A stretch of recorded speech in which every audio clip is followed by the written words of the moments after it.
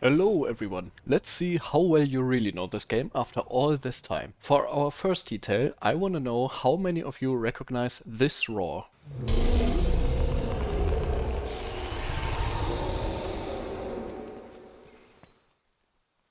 Pretty damn terrifying. This is a distress call from the Wrath family, and whenever you are fighting one of the Wraths, and the counterpart is present on the map, they will eventually call for help, and this roar can be heard throughout the entire map, no matter where you are. This works for all pairs, Rathian and Rathalos, Pink and Azure, Gold and Silver. And no, you can't get rid of the other one with dung pods. But there is another pair of monsters that does this. Which pair could it be that releases this distress call?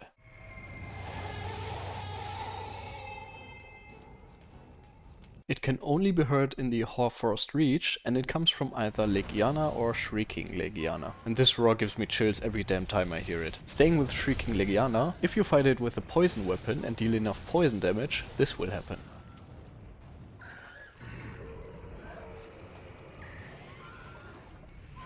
Legiana throws up because of the accumulated poison in its body to get it out of its system, because it is messing with its freeze glands. I think it like clogs the freeze glands or so. I remember it being explained somewhere, but I couldn't find it again. This is the only monster in the entire game that has this unique reaction towards poison, and I almost feel sorry for it, seeing it in such a miserable state. Regular Legiana does not have this strong reaction towards poison, since it doesn't have that many freeze glands or such powerful ones. From Legiana to its home in the Coral Highlands, have you ever seen the downy craigs in the Coral Highlands?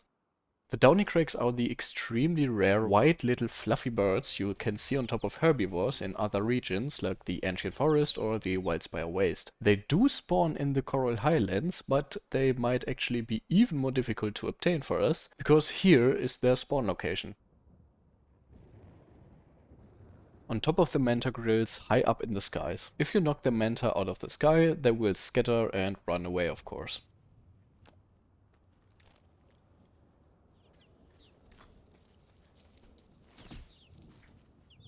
From the beautiful Coral Highlands, we travel to the Elder's Recess, where we can meet the Gajalaka King. He can sometimes be found at the highest cliff in Area 4, performing some sort of ritual, or just having a good time, I don't know. And you might actually have to be really good friends with the Gajalaka tribe to have him show up.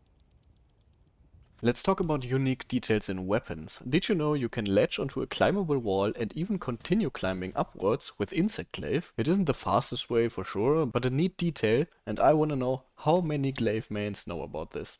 Now a question to our dual blade mains. Do you know how to get your Safi dual blades to look like this? One in hellish red and the other one in poisonous purple. This is a result of using the Rathalos dual blades, which have two different elements on them, and putting the Safi Jiva layered weapon on top of that. The Safi Jiva weapons have a glow to them, matching colors with the element or ailment they are equipped with, meaning having two different elements will result in two differently glowing dual blades. Pretty unique look and a nice detail. Very quick one, 20 resistance in any element will negate the blight. For example, if you have at least 20 points in fire resistance, you can't catch on fire anymore. Talking about equipment, our trusty Slinger isn't only useful to hurl nuts at the heads of monsters, but they can really help you dealing with many monsters.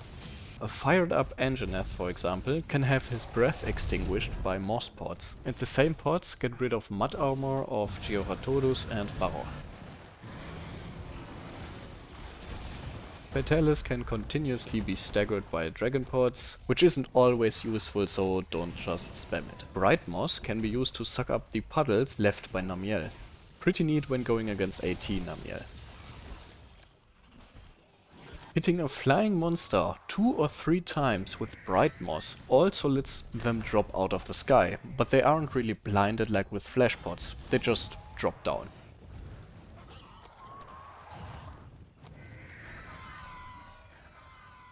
Furthermore, the torch pods can not only be used to get rid of effluvium in the Rotten Vale, but also can distract small monsters like vespoids and other insects.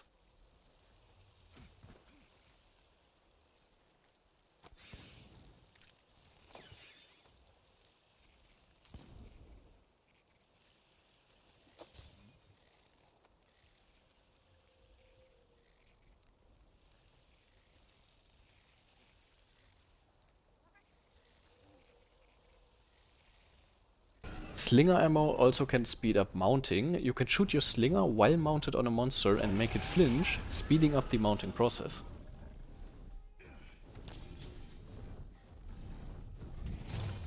Oh yeah, and most important fact, you can target both of Rajang's butt cheeks individually with the slinger.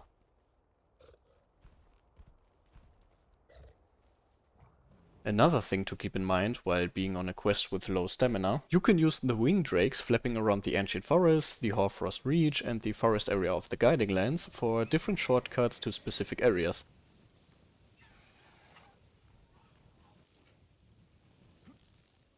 It can actually help when following flying wyverns around the locale, and the ones in the Hoarfrost Reach are the only way to get to the secret area with the Boa Boa camp, which you may also not know, so this is a 2 for 1.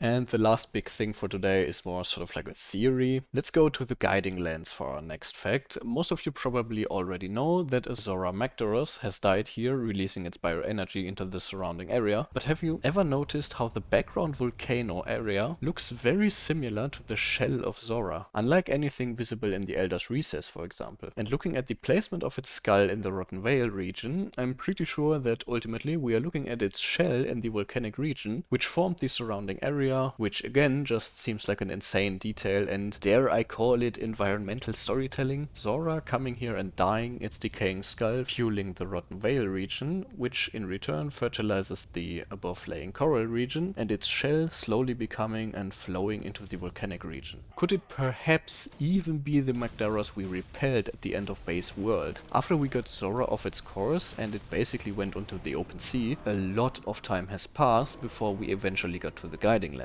The Guiding Lands are also very roughly in the direction Zora Magdaros went towards after being repelled. Maybe there's something I'm missing and maybe I'm completely wrong. This is just a theory for the most part. And that is it for today. Tell me, did you already know everything or did you actually learn something new today? And if you have anything else you think not many people know about, let us all know in the comments.